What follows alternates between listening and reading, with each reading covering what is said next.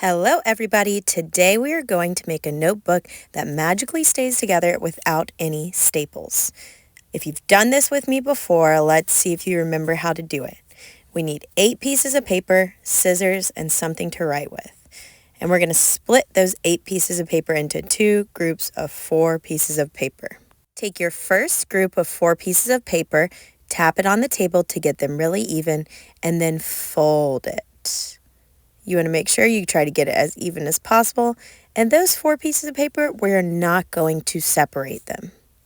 But I do want you to unfold all 4 together and then take 2 of your fingers and line them up at the bottom edge of your paper and then draw a line where they end right on the fold.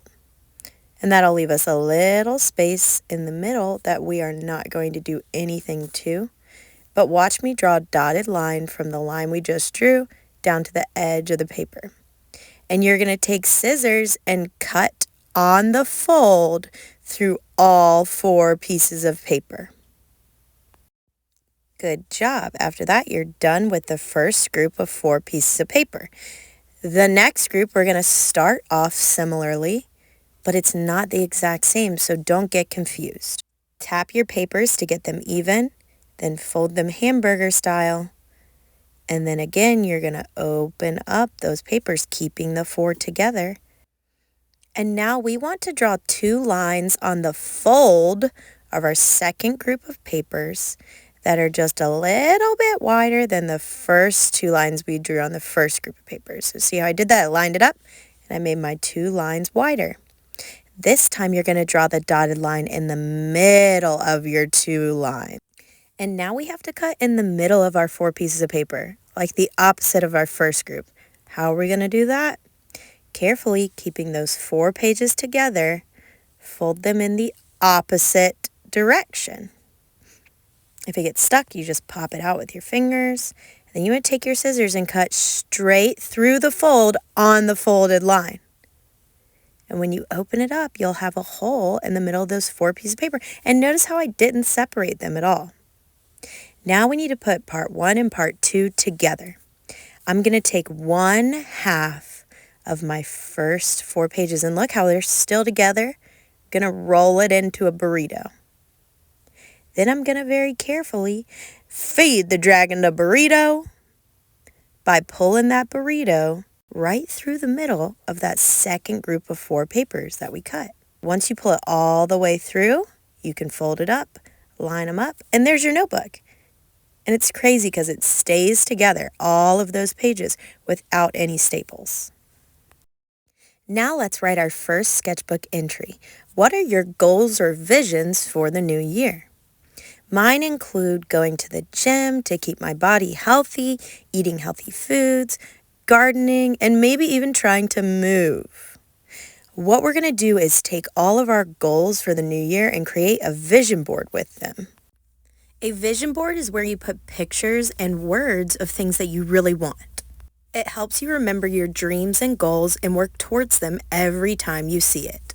I like how this person put be nicer to their sibling. The materials we're going to need are scissors, magazines, markers, construction papers, scrap paper, and our DIY notebook that we just made. First, fold your piece of construction paper hamburger style so that it fits around your DIY notebook perfectly. Should be just a little bit bigger. Then write your name, your teacher name, and your grade on the front of your sketchbook. Because a lot of people are going to have sketchbooks, we need to be able to tell whose is whose.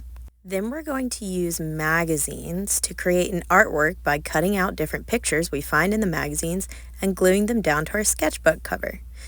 Creating an artwork with images we find is called a collage. Once you find your image, take your scissors and go ahead and roughly cut it out. It doesn't have to be perfect on the first try. Remember, one of my goals was to move into a house, and I found this cool picture of moving boxes. It even says movers. So I'm going to go ahead and cut out these boxes. Doesn't have to be perfect. And then here's a really great trick in the art room. I'm going to flip over the image that I cut out on my white scrap piece of paper. And then I'm going to take my glue stick and glue just a little bit, but all over the back of that picture that I cut out. Then I can take it and stick it down on the cover of my sketchbook. Now the edges won't peel off, and I'm not going to get glue on the table.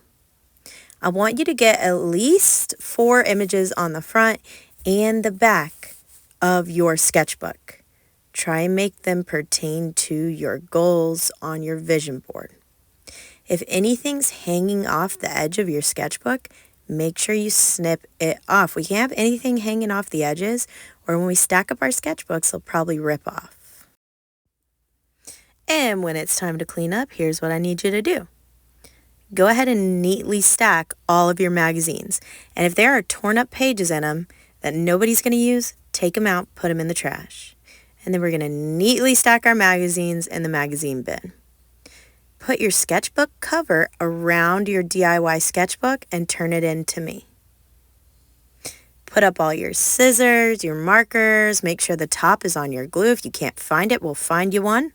But we don't want to start the new year off with dry glue. And then take that scrap piece of gluey paper and put all your magazine scraps on top of it. Don't let them drop on the floor. And then fold it up like a present and deliver it to the trash. And the trash is going to be so excited to get this present. I can't wait to see what your New Year's goals are. And each time you come into art and we use our sketchbooks, you'll be reminded of the goals you want to achieve. You can do it!